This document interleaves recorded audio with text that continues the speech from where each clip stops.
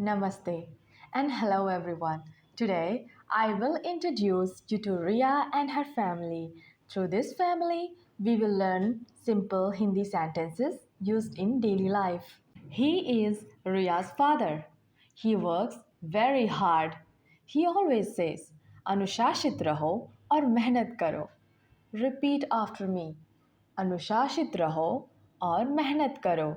It means stay disciplined and work hard in English. She is Riya's mother and her mother calls everyone from the kitchen.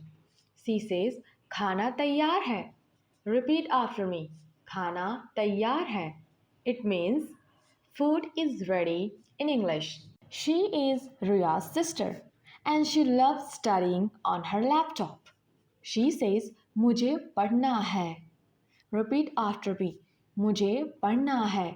It means I want to study in English. He is Riya's brother and he loves playing football.